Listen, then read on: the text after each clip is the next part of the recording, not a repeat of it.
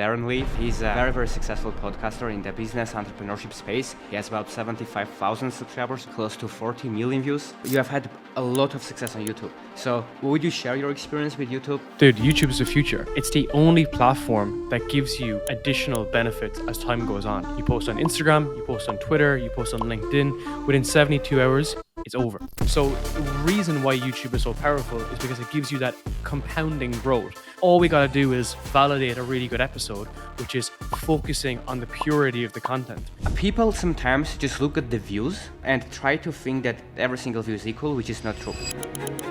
What would be your thoughts on this? As JK Molina says, likes and cash, but I like to add to that saying views and cash, right? Because it's not always about how many views you have. Often the more views you have, the less money you make. I'll give you an example of like a HR podcast that we have, right? If I see a lot of views in the content, I'm like, ooh, something's kind of off, right? Because there's too many. Whereas we're going after target markets, audiences, the right audience. But I think a lot of guys have not figured this shit out. And even they could be looking in at me and they're like, oh, this guy's only doing this amount of views, right? Because it's arbitrary. So the concept of winning and losing is a finite approach. Okay? So a football game is finite in nature. The way to determine the winner is by the score. But business, fitness, life, relationships is infinite. The only way that you can lose is by leaving the game. By just staying in the game, you're already progressing. But the way that we frame this is really important, because otherwise you're thinking, I'm a fucking loser, I'm a loser, I'm a loser, until you win at podcasting. There is no win. Hi Darren, welcome to the podcast, brother. Appreciate it, man. I'm excited to run this. Been following the journey for quite some time. You've been crushing it, man. So this is going to be a lot of fun. And I'm going to be learning a lot from you too, right? So we can get straight into it. Thank you so much. No, the pleasure is mine, because for the people that don't know Darren Lee, for some reason, he's a very, very successful podcaster in the business entrepreneurship space. He has about 75,000 subscribers on YouTube, I think, close to 40 million views, which is crazy. And recently, his podcast has been growing very, very rapidly. So why I'm excited to talk to you about today is I want to cover how someone can start a podcast, why it's important, what are the best strategies to grow. But also by the end of the podcast, we will talk about some of the strategies and some of the things that people don't pay enough attention to, which I think is important, like some of your values and like some fundamental things that help you to grow. So we'll get to that too, and I think it is going to be very helpful for anyone that wants to grow their audience, monetize, make money online, have an impact, help people. So it's going to be fun. So the first question I would ask for the people that don't know, can you quickly share like how podcasting changed your life in the past couple of years? Dude, before I started my podcast, I was absolutely lost. I'd spent a lot of my early 20s being indoctrinated by the system, going through the regular path.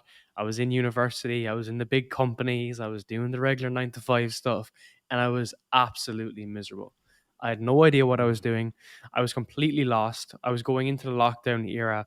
I basically had no idea where I was going. And during that period of time, I was deep down the rabbit hole of people like Lex Friedman. He was actually just taking off, would you believe, at that point? So 5 years ago now. And I knew that I needed like a change. And I had built businesses, I had done cool stuff when I was younger, but nothing really impactful. And that's when I realized that I was the problem. And how I could basically solve that problem was interviewing people that were one step ahead, 5 steps ahead, 5,000 steps ahead of where I was. And it was a great eye opener to see that, okay, I may not be there yet, but there's very little difference structurally between me and this person who's in their mid 30s or mid 40s that are successful. So it really opened my eyes before the whole make money online thing, because that wasn't really around like 5 years ago, right? 4 or 5 years ago. Yeah. But it gave me opportunity to be like, okay, if I do the right actions, then building a business, having a better life, having more freedom, these things are on the other end of it. So it was education that you're not going to be given to you, education that you're not going to really read on a subreddit or even on Instagram or on Twitter. It was education from people that were literally learning things right now. The feedback loop is right now. And then they were relaying this through the podcast. So I would not be here today if it wasn't for my podcast, obviously, but more it was the action I was able to take from the podcast. But it wasn't immediate.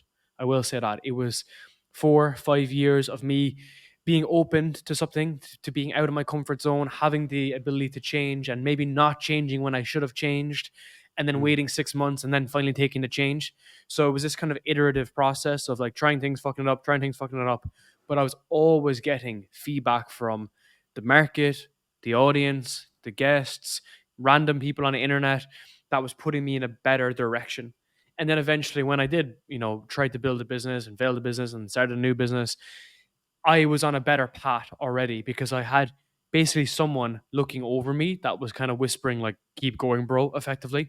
So I was having that guidance, having that direction, and also showing that it's possible, right? Because most Yeah. people don't have guidance, right? And even if you do have like a mentor and whatnot, maybe it's not completely aligned. Whereas the beauty of what I was doing publicly with the show was that I knew it was tough. I knew it was rough, but there was the other side of the equation, which was that if I keep improving, keep iterating, well, my life has and will transform, And I went from basically being that 9 to 5, effectively slave, to be honest, if I was put it any more blunt, to being able to grow my podcast, build a business around the podcast, and just live a better life, right? Whatever about the business, which we'll probably get into at some point. It was just Yeah. have a better lifestyle. And dude, it's just completely changed my viewpoints. Generally, it's given me a better source of data to be able to view like life from. And yeah, man, as you mentioned before we started recording, was that I was interviewing people that I just wanted to interview, right? Just wanted Hmm. to interview. And I think Yeah. that's the opportunity for people is that it's free. Number one, you don't pay a guest. I've never paid a guest in my entire life. And I've been able to get access to people that I shouldn't have got access to. And we mentioned Will Brown, who was on your show. Myself and a friend was at a dinner with Will Brown recently, and I think the total combined table had generated around 45 million in total. And I left the Hmm. dinner, and I said to my mate, I said, "What was I doing there? Like, what brought me there? Like, what got me an invite to that table?" And it was access through the podcast. Right? It was access through the Mm. podcast, right? And I thought it was just an interesting way to slice and dice it. And it doesn't matter kind of how charismatic or outgoing you are. Sometimes you need a vessel to get yourself into the room. You can obviously pay to get into the room, but I feel the podcast for me was able to transform basically where I was at and meet all these people and basically Yeah. do it for free the entire process, right? Of course it's cost me stuff, but at the same time it's been a journey, dude. It's been a huge journey. Mm.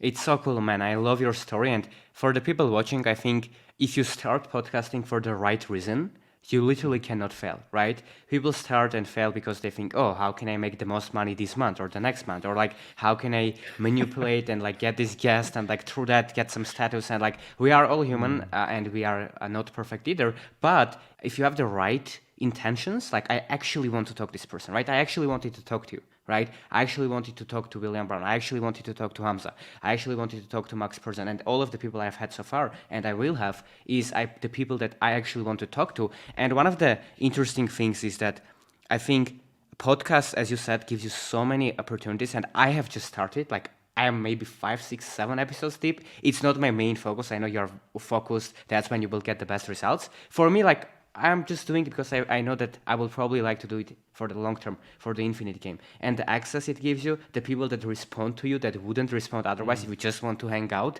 but here you want to invite them to a podcast. It's great. And you, as you said, if you do it with the right reasons, you talk to people that you want to talk to, you learn from them, right? It gives you access, it gives you networking, you can make money, you grow yourself, and you have impact on all the people that are watching the podcast. It's such a good thing for people to start. And talking about this, to make it a little bit more practical for people watching, I think one of the main catalysts of your growth would be YouTube, right?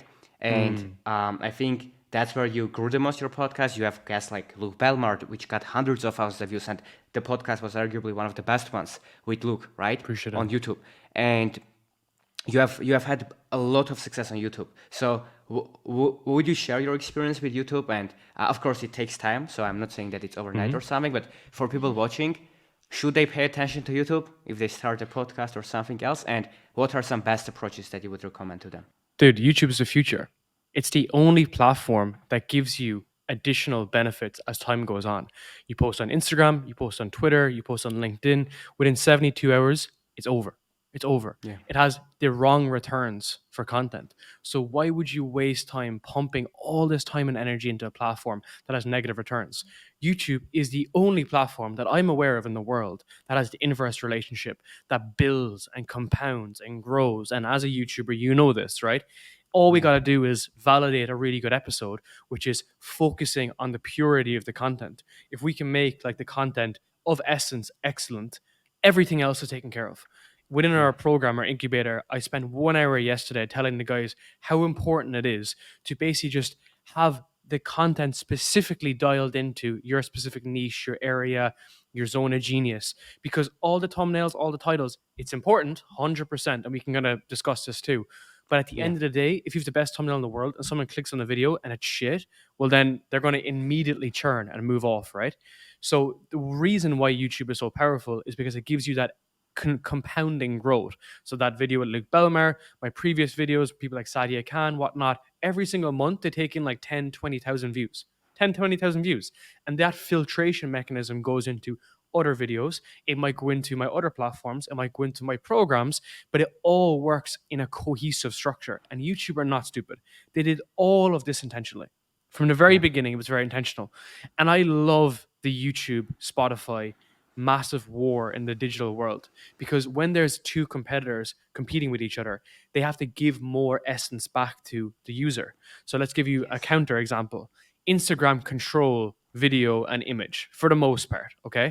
So Yeah. they're not trying to promote you to stay there too often because Mm. they know that they already have a dominant share. They have like 1 billion users. Whereas YouTube know that we're in this very narrow window whereby there will only be one winning platform for YouTube videos for video podcasts. And with that, as a result, they're trying to take the market share from Spotify and Apple. Now, what that means, to keep it very simple, is that they're using this to give you a lot of free discovery, free impressions, more reach, more growth, and it just happened like overnight. So I swear on my wife's life that I call this in 2020. I can show you posts from 2020 where I literally say to some effect that audio is stupid. It was just stupid, right? Most people quit back in 2020 because it was too complicated, dude. It was like set up on Spotify, set up on Amazon. What about Google? What about, it was just so fucking confusing. And I was like, this is stupid. Yeah. YouTube, on the other hand, was just going into video. Joe Rogan was obviously pioneering the whole thing, but some guys were getting a little bit more into it slowly. And it would just seem this new thing, the new opportunity, and we just focus on YouTube. Because I thought to myself, well, if the videos look good, well, then people will see me, and then a parasocial relationship will happen, and we'll just start growing. Also, from a very egotistical perspective, you can see how many views and subscribers someone has where people hide it on audio. And I just thought to myself, well, if you're a Luke Belmar or you're a Tim Ferriss, what is a higher metric? The number in views and downloads that you have, or the imaginary hidden metric of Mm. audio that you say that you have, right? It's just like hard metric, no metric. And I said, okay, Yeah. well, this is just an obvious social proof, effectively. So why not just put all of our energy into YouTube? And lo and behold, I call it like a waterfall method. I learned this from Matt Gray, which was you have one centerpiece, which for me is YouTube. And then from there, then it cascades into audio, it'll cascade into LinkedIn, Twitter, Instagram, and so on and so forth. But it's a cascading machine. Whereas if you focused on like a shitty platform like audio only, you can't do anything with it. Now, Yeah. remember, this was 2020 before Shorts was even real. Shorts wasn't even a thing in 2020. And we were still thinking back then, well, if it's on video and it's on YouTube, then everything else is like it's a rising tide carries all boats. Okay. So at that point, we had Instagram and TikTok fighting for attrition on short form. What happened? YouTube popped up. If you remember 2022, growing on YouTube Shorts was like the easiest thing ever. I don't know if you're Mm-hmm. familiar with this, but they were Yeah. trying to pull attention, right? So, dude, Yeah. we had some shorts that had like the most ridiculous views, like 20, 30, 40, 50, 60, 80 million views, not within my podcast, but within our portfolio. And it was just like this. It was just straight away. Mm. That only changed when they brought in monetization for shorts. It became way Yeah. harder to grow. I think it Yeah. was like overnight 2023. This time last year, when they brought in monetization for all users across the world, it became a little bit harder. But the reason I'm saying this is because with all these iterations, these new features, these new products that YouTube come out and whatever, all they're trying to do is just one up Spotify. Because Apple over here is not concerned about podcasts. It's a small subsection of their ecosystem. Whereas Spotify, it's pretty much 90% of their business. Now, obviously they have the music, whatever. But in this competition area, now they've gone into video. And as a Yeah. result, they're trying to bring people into video. But that just means more impressions. So I'll give you a practical example on this.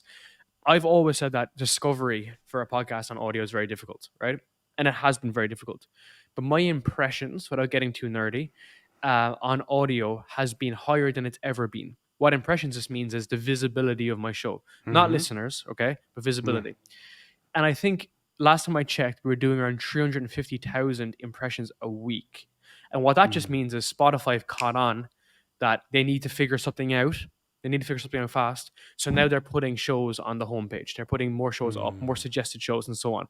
So they're bringing in a recommendation kind of field that you see on Yeah. YouTube throughout audio.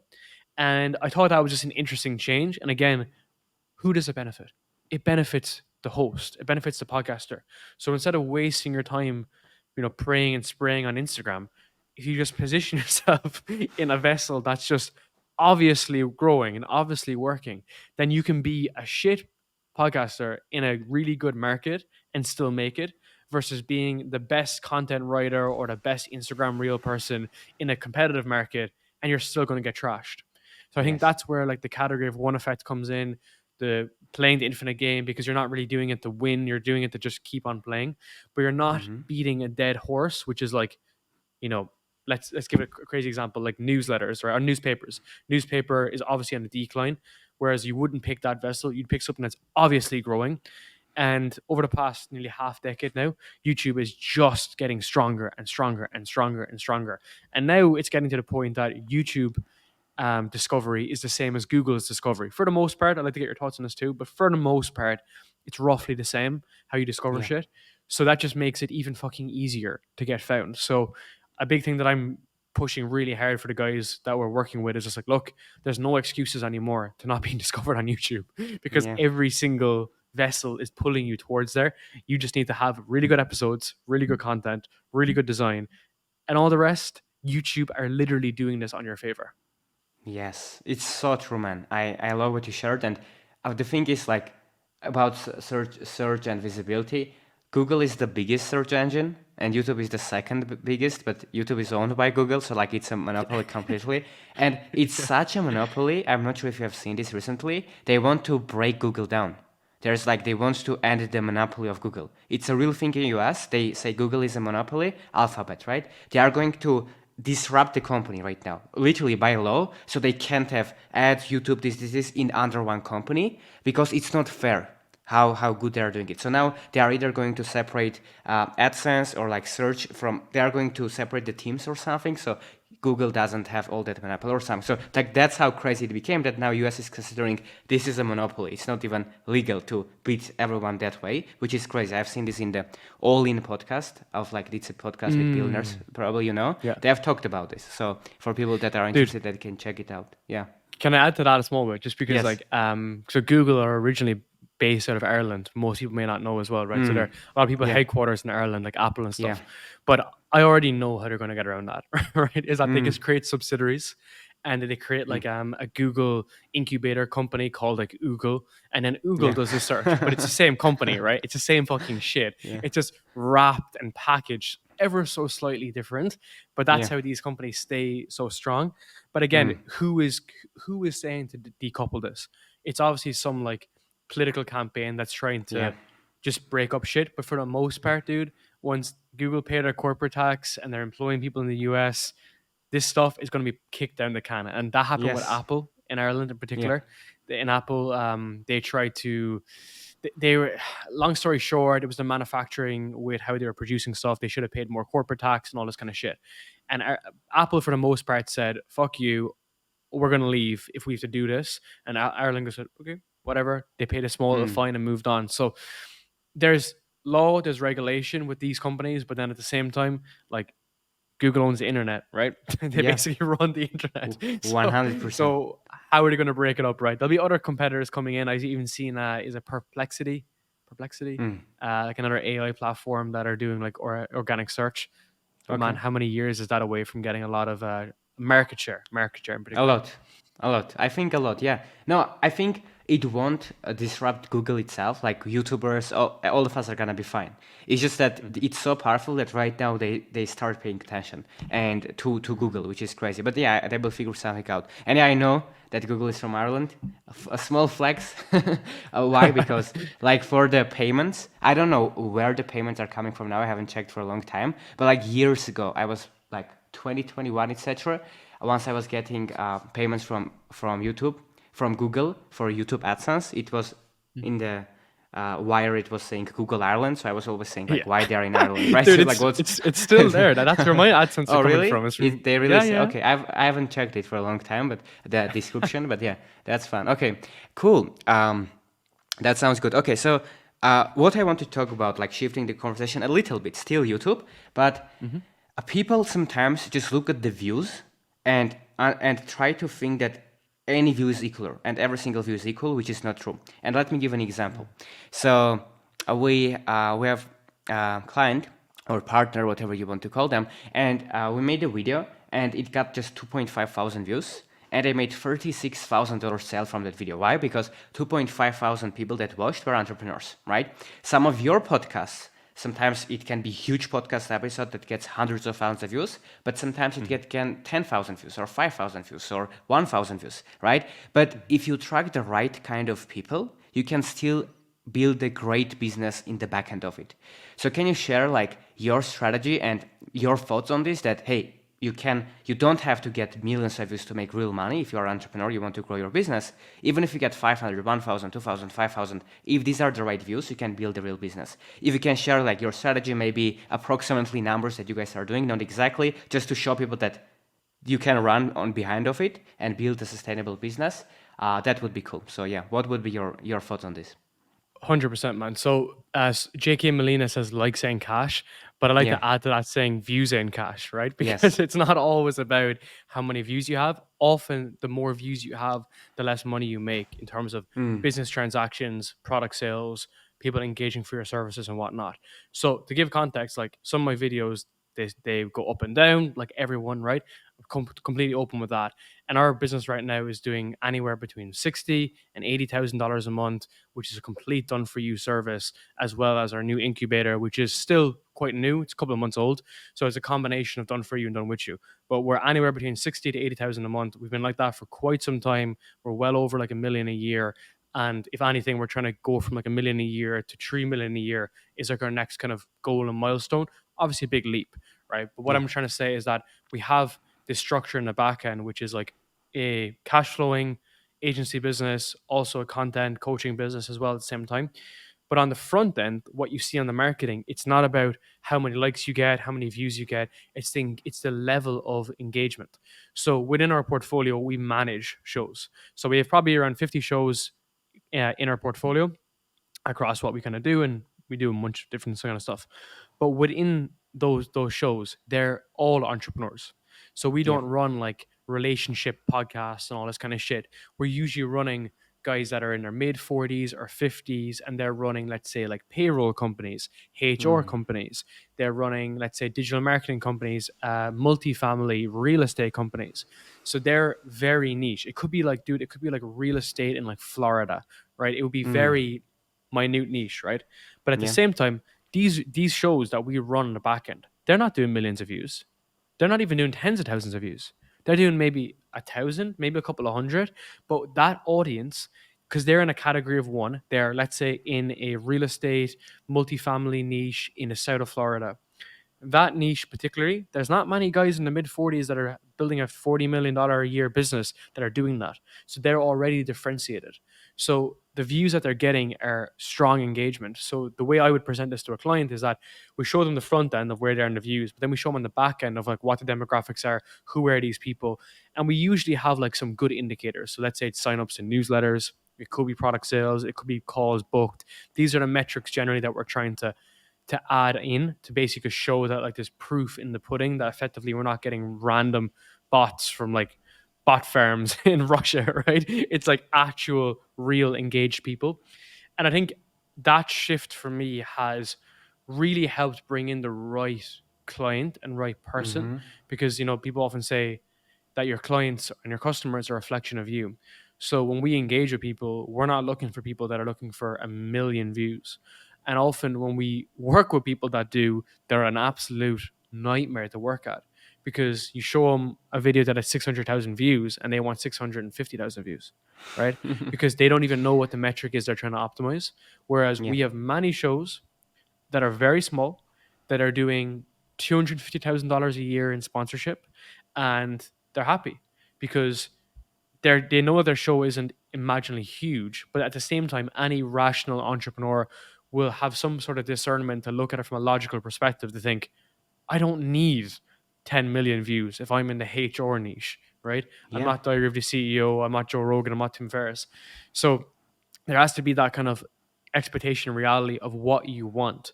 Now, the flip side to that is like if you're going to go for like creator style podcasts or videos in general, and then you're really optimizing for views, well, you're playing a different game. You're probably doing what you're doing, right? Which is faceless YouTube, trying to get as Yeah. many views as possible. Whereas for us, I would probably have sometimes I'll give you an example. For some of our niche podcasts, I'll give you an example of like a HR podcast that we have, right? HR, right? Super Yeah. dry. If I see Yeah. a lot of views in the content, I'm like, ooh, something's kind of off. Mm. Something's kind of off, right? Because there's too many. Whereas Mm. we're going after target markets, audiences, the right audience, and it helps everything, dude. Helps the positioning. It helps how we write newsletters. Helps how we show up on different platforms Yep. and so on and so forth. But I think a lot of guys have not figured this shit out, and even they could be looking in at me and they're like, "Oh, this guy's only doing this amount of views, right?" Because it's arbitrary. It's completely arbitrary, right? But if you have a good understanding of what it is you're optimizing for, then all the views and stuff is like a secondary effect.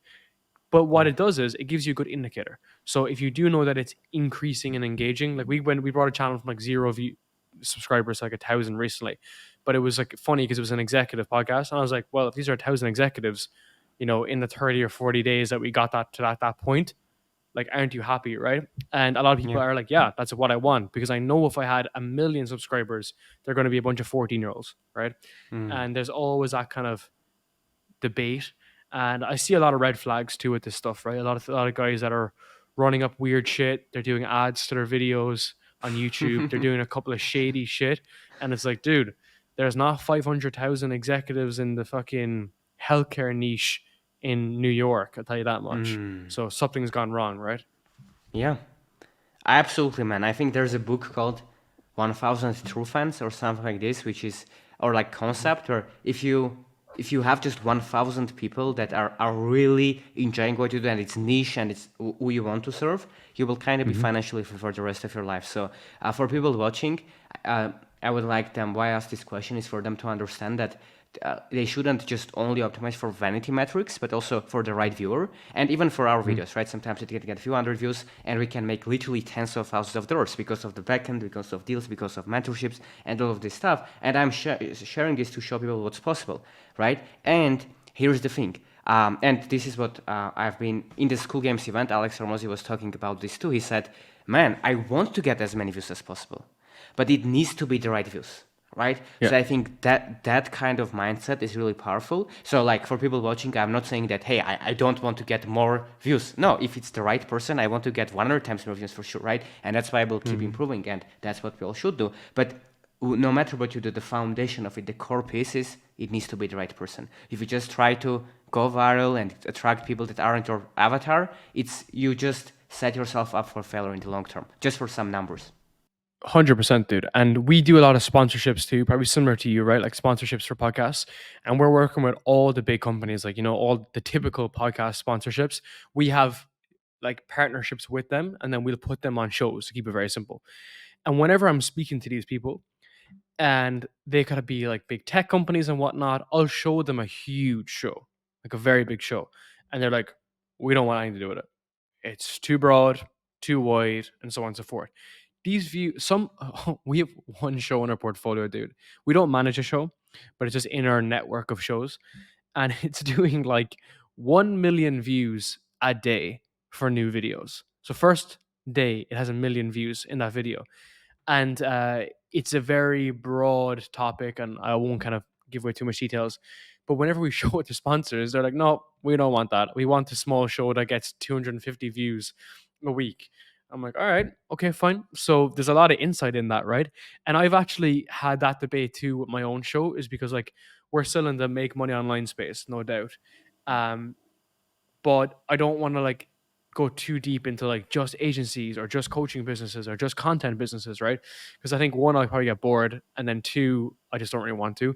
So we're kind Yeah. of in a broader niche. So whenever I speak with sponsors, I don't really float my podcast too often, but we'd kind of walk through it, and they're just like, look, we want a closer dial. So that's where I share this information with people that I work with, being like, look, I've deliberately gone bigger, and as a result of that, it hurts my own podcast, which I'm cool with, Mm. right?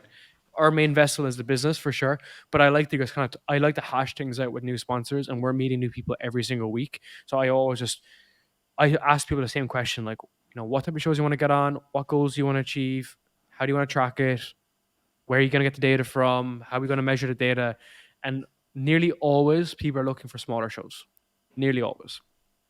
Interesting. That's so interesting. I've heard about that trend too.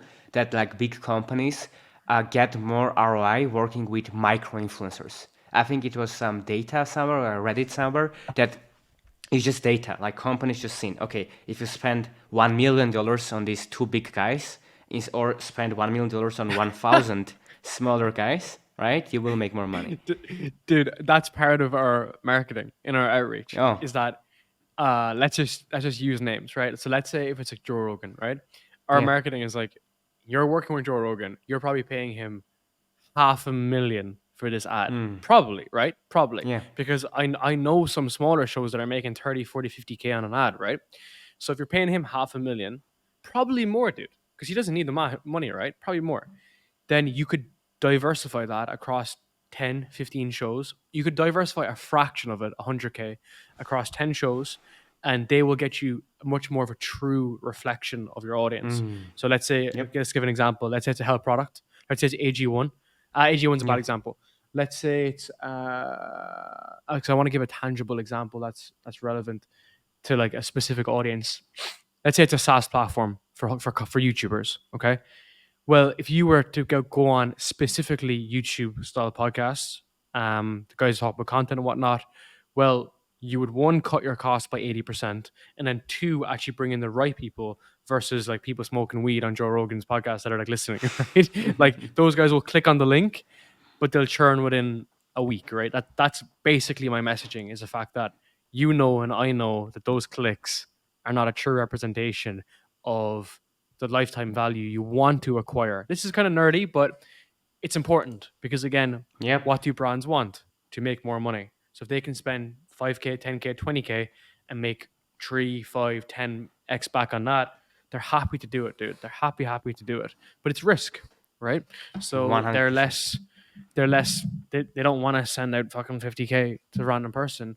So you have to have a good balance there. And my advice for anyone on that side is that you start small. um, you price it at 80% of what you would actually price it at, and Mm. then of what you want to price it at, and then you get the confidence to run it up. So I'll give you another example. We do paid guest spots for people coming on to some of our shows in our portfolio, because there's so much demand. There's too much demand for spots. It's a huge business, dude. And we start really small. I mean, $500 an episode, and then we could crank it to like 8K, 10K, 12K within 6 months. Let's say 6 months, Mm. and you would be amazed. You would be amazed, dude, who would spend 10K on a 60-minute episode, because that's Mm. it's money that's been come from investors and stuff like this, and they're tech companies, and they're trying to get product market fit and all that kind of shit. But you would be amazed by it, right? And Mm. again, it's because of the trade-off, what they can achieve Yeah. from it. So true, man. I love it. So yeah, if anyone is listening, I think, at least in my opinion, the takeaway would be make sure that you grow the right audience, right? Focus on that. Don't just chase the views in the short term. Oh, this meme, if I post this meme, I will get more views. Understand, is this content, is this real, is this short, is this YouTube video, is this podcast going to attract the people that I want to attract? And if yes, do that. And with time, if you do it better and better and better and better, it will grow naturally, right? And you will grow more and more and more. So, yeah, I think it was very important to talk about this, and I appreciate you sharing all the numbers and being transparent. I think it's gonna be inspiration for some people that, hey, like if I stick with this, if I start, and if I do it for the right reasons, and if I keep improving and doing it for the long term, I will succeed. And what's interesting for me is like a lot of growth for podcast, I think, comes from the guest itself. So like I know it's maybe a shortcut mindset. Like people will say, oh, if I just get a big guest, or hey, it's easy for you to grow, you get a big guest, and they don't see years, hundreds of episodes, improving your craft, being networking, all this stuff, right? But I'm curious about like, has your philosophy changed in terms of booking guests from beginning to now? And what is your approach at the moment for getting the guests that you want to get on your show? Good question. So let's touch on the philosophy of how things have changed. So when I was young, dumb, I was like, yes, big guest, big guest, big guest. But you don't want to be in a position where someone's like, oh, it's Luke Belmar on Darren's podcast. You want to get to the position where it's like, what will Darren ask Luke Belmar on his podcast? It's a change of positioning. And the reason why that's important is because when you start building in your own authority style content in your own podcast, where you have an amazing guest, someone like Luke, who I like speak to every once in a while, like very dialed in, smart, intelligent, stoic dude, but you can build in your own expertise to it because he's a lot of things that maybe I've shared some experiences with, or even 1% of. So Yeah. it's important to bring in good quality guests that hit that content, hit that niche, hit the pillars that you want to target, but then share the insight. Now, you don't want to overrun a podcast. So I generally use like a 3-to-1 insight. So 3 questions to 1 insight. So if I was asking you about, let's say, health, for instance, and then I was asking you about your diet, and then asking you about your fitness, well, then I might conclude by saying that, like, well, I actually was bodybuilding for 10 years, and here's actually how I went about doing this. And I actually also competed, and then I've actually tried different diets, and here's the impact it's been on my sleep training and recovery. And by having that kind of authority frame, you're not just someone who's question, answer, question, answer, question, answer. And why I was so excited to go on your podcast is because you're someone who's actually done the work, and feel free to call me out on my bullshit as well with this stuff, because like I have my own, view and lens, but I think it adds so much value, right? And that's why I'd love to even have you back on my show, is because you have the authority frame, which is what I didn't have for so many years, and which is what people don't start with. Now, this is like a horse and cart scenario.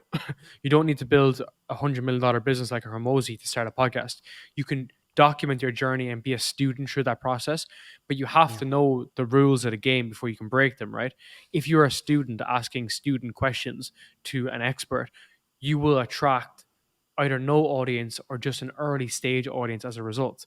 But then once you actually grow a pair of balls and do cool stuff in the world, you'll attract people on a similar journey. So when I Yeah. started my show, it was much more like, how would I do this? How would I do that? Just basically asking basic shit. But then I was able to add in any bit of emphasis that I had, which was kind of mainly around my podcast. I've also had a bunch of businesses which I was a kid as well, which I was able to bring back up when I felt a bit more confident. I didn't want to have a shit podcast and shit businesses. So I kind of kept them quiet. And then when my podcast started growing and I started building stuff that was actually cool, I would share a lot of those experiences then. So it rolls with it. And then you get to a point then whereby you're known as the YouTube guy, you're known as the podcast guy. You're a podcast. So let's say I'm the podcast guy inside the make money online space. I prefer make content, and I like content as a mechanism to grow a business. That's my kind of philosophy. As a result of that, I can go after people who are similar in that pursuit, who do something similar in that. They can be in different domains. They could be e-commerce, agencies, coaching, but we kind of have a shared value on how we conduct our life.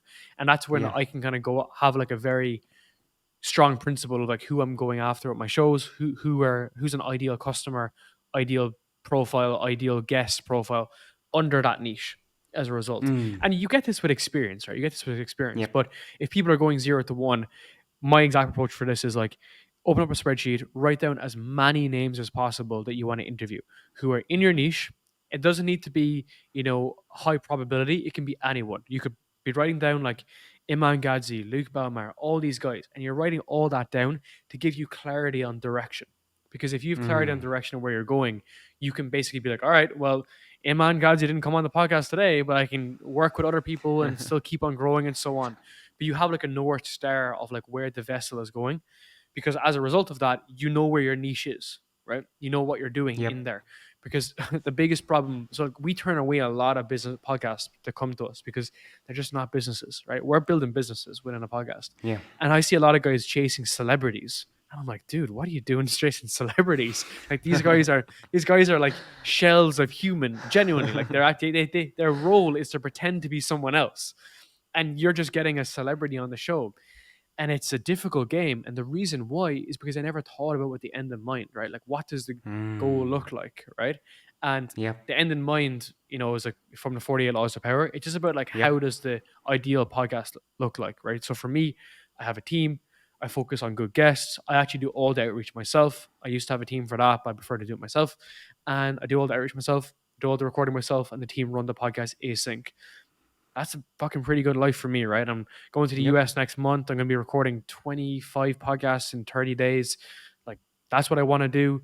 It helps other people. It also helps me from an education perspective. I meet some cool people, and how these things blossom is, you can be very surprised at how it blossoms as a result, right? So Mm. I just think that that's where most people are getting it wrong. There's that gap in between what they actually want to help people with and achieve. And I think another way to look at it as well is that you get into the content space probably selfishly for some reason. You think, oh, this is cool, I want to do this, or you may want to do it completely selfishly. But when you start getting feedback from people as to what they want, that's when you really dial into it. So I remember one of my first or second episodes, even though I was in a complete mess trying to launch it and whatnot, a lot of the young guys are messaging me being like, oh, like I feel the same about this. I feel the same about that.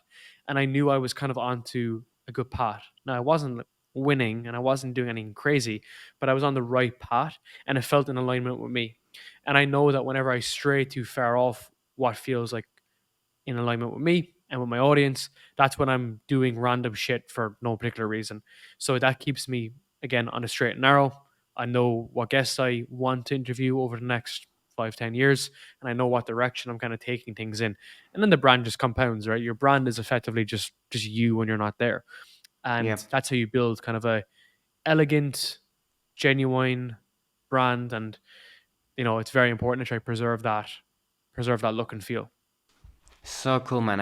I agree. I think um, it's not just about the big guests, right? Just book. I think booking someone just because they are big isn't the best idea, as you said, like Yeah. celebrity, just because they are big, because maybe their values aren't the same as yours, or they are not even the person that your ideal avatar would like to watch. So all of these factors are Mhm. important, and but practically, I would like to ask something. Like I know, for example, Chris Williamson, at least how he was doing it back then. Like after you grow some credibility, he just reached out and kept it short and said, "Hey, we have 100 New York Times bestsellers. We get this many views. Do you want to be on?" Something very short. I think so. It was a year ago. He did a podcast, talked about this. I think you shared several months ago. Not sure if this changed for you or not, but you shared Mhm. somewhere on a podcast that your approach is why them? So why do you want to book a guest? Why you? What you have Mhm. done? Your views, accomplishments, who has been on you, etc. And why now is a good time, right? So I would like Yeah. to know if you still follow that formula, or what do you follow, and how would you do outreach to relatively bigger guests that you actually want to talk to? For example, Luke Belmar. I'm sure you actually wanted to talk to him, or William For Brown, or sure. other people, right? So what would be your outreach system, right? What Mhm. message? Where do you reach out to them? Do you follow up with them if they don't respond, etc., etc.? Yeah, man. And I actually have a video on that I can share with you as well if people are looking for that. It's because I've actually documented all of that stuff, because like that actually Nice. is 90% of podcasting. So I can actually just give it to you. But Yep. exactly to what you just explained. So my approach again, as you mentioned, is like, why you, why me, why now? So Chris Williamson's approach is awesome. But I guess it's because he's at such a big scale that now, people Mm. recognize him. But what's important here is that this is a sales. technique as well. Is like, why you is like, what research have I done about you, and how much do I really know about you, and how much do I actually care? So it's usually something Right. that's very like personal that's there, right? So like for instance, Yeah. if I connected with you, you built all this YouTube channel since you were 13 years old. I was playing fucking Minecraft at 13 years old. Like that's actually a huge achievement in itself, regardless if it's a success or a failure. That's actually authentic, it's real, and I actually do mean it. And then to flip the script, then it's like, I'd love to have you on the show. The reason why I'd like to have you on the show is because we could get into YouTube, your story, your journey, da da da. Da. And then an authority frame on that is like, look, we have 240 episodes, we've done 40 million views, we have all these guests, we recorded remotely or in person. We'd love to have you on. And then why now is like, hey, I'm in New York, I'm in London, or we can just record remotely. Or it's a different trigger you can use if they have a book, if they have a product, if they have a sale, if they're doing whatever, you can use that as a trigger point too because they're interested, right? It's a good focal point. So, Yeah. for instance, I just interviewed William. William, I'm friends with him in general, but he just released his books. When he came here, I was like, dude, I just read the book. Let's record a second podcast, and I literally had read the book and record a podcast on it. So it was basically like a mastermind, basically as a result. So it was really really cool. So there's always those kind of triggers, and that's just human psychology, dude. Right? It's like my wife who's downstairs, if I want her to go to a certain restaurant and she's vegan, I'm not vegan, right? I'm gonna have to position it in a way that like it's a win-win for her as much as a win-win for me. We Yeah. can eat there, we can go fucking get ice cream afterwards, we can come back, Yeah. watch a movie, whatever. There has to be like that to and fro. It's the ebb and flow. So that's basically on the messaging. Now that can be Mm-hmm. distributed across, let's say, email, LinkedIn, Instagram, and so on and so forth. I like to hit all different verticals, and it's funny you mentioned about like what you use because we have a show that's in our incubator. That's a huge show. It's much bigger than mine. And the guy last night said to me that he only uses Instagram, and I was like, "What the fuck? Why are you only using Instagram?" He was like, "Oh, I just haven't got around to doing anything else." I was like, "Whoa, whoa, whoa, whoa, whoa." So my kind of CRM for guests basically has like a column for email. Did we send the email? A column for contact form. Did we send the contact form on the website? A Yeah. column for LinkedIn, a column for Instagram, and then I have a small Twitter following, so we leave out Twitter. But that's the trajectory, right? And people actually do like when you follow up on different platforms because like they show that you actually care, basically, right? That you actually Yeah. care. So what I would effectively do is like have that kind of send out approach. And then my second email, which I had actually learned from Axel, I forget his surname, a guy that's based in Dallas, he taught me this, which is give them an idea of what's happening. So let's say I interview you. I would say, here's three titles I'm thinking of. The first title is How to Make Money Online with Faceless Automation YouTube Channels. The topics I like to discuss is like what got you in there, the differences, the changes in the algorithm, how to stay relevant, da da da. So basically, you just get a clear view because you're interviewing like busy entrepreneurs or whatever they are, and all they're doing is this. They're looking, they're like, all right, this guy's not a robot. It's not an automated email. It's relevant and it's kind of cool and whatever. And he's just like, okay, go. Mm. That's it. And he passed it off to a VA or an assistant. That's basically the nuts and bolts of it, right? So you can get a little bit more advanced, start sending Loom videos and whatnot, but email is kind of tricky with Loom videos because sometimes it hits spam, fucks up your Yeah. deliverability, all this kind of shit. So I used to do a lot of Loom videos. Um, you just reminded me that I think I should do them for a few. We're trying to book up more guests in the US. I should go back to people with Loom videos now for a final reach out. Loom videos are not scalable, but it's how I built my business as well. But I bear in mind from the very beginning, so it's very effective. Um, but that's my kind of complete picture. Now, you might think, "Fucking hell, that's a lot to do." There's obviously a framework that you can use with this, like a system, like a framework in here that you can kind of follow down. That yes, it's custom, but it's custom like the amount of episodes you've recorded does not update 24/7, right? That's not custom. What's custom is the why you section, like why it's relevant to someone to come on the show. Mm. And that's all you just want to see, right? And like I've even seen from you the way you've interacted with me for the past 40 minutes is that you've listened to my show. Like you know my content, you know it nearly better than me. We have a lot of the same values.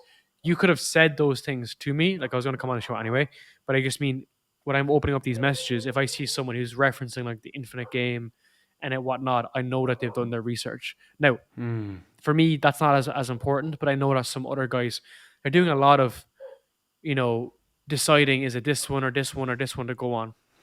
And that's important as time goes on because you can be small and get the biggest guests in the world if you show empathy.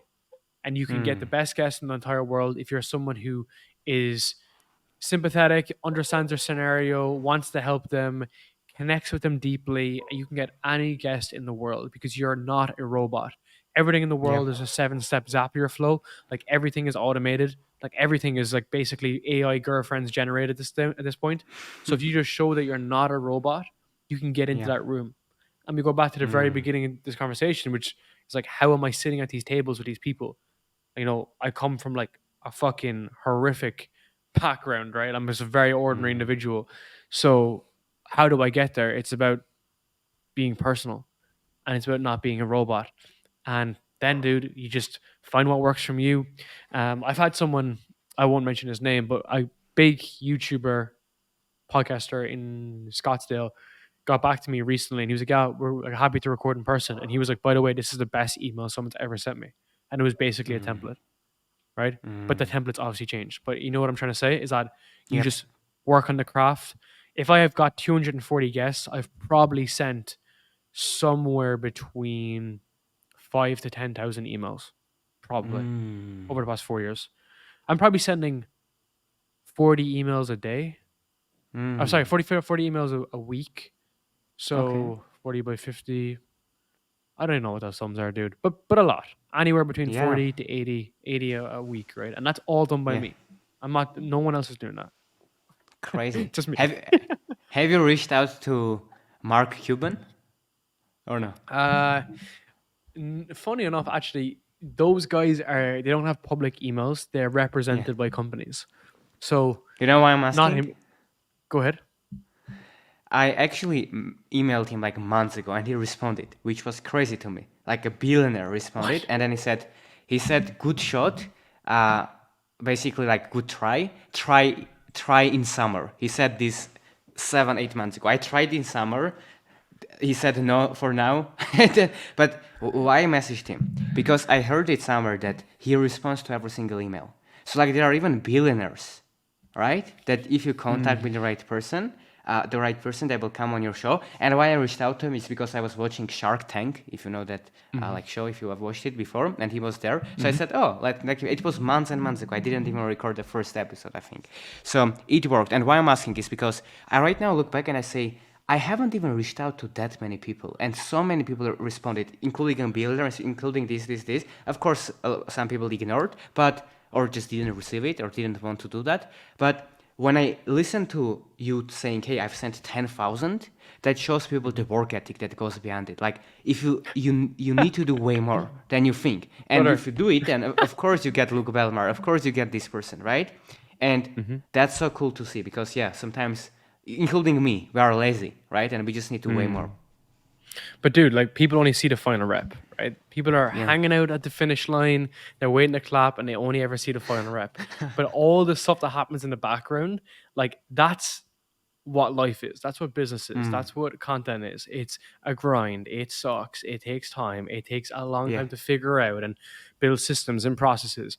But that's just the Yeah. reality, right? So when I can get down to sending, let's say, 10 messages a day or 5 messages a day that are very clean, and I'm just making a bit of customization. That took me a long time to get to that point, right? To even know where to find the contact form, to find the emails, how to Yes. scrape data, right? This is something that we've actually even learned recently is that where can we get more email addresses from? Like, Mm. how can we scrape assistants? How can we find an Mm. assistant?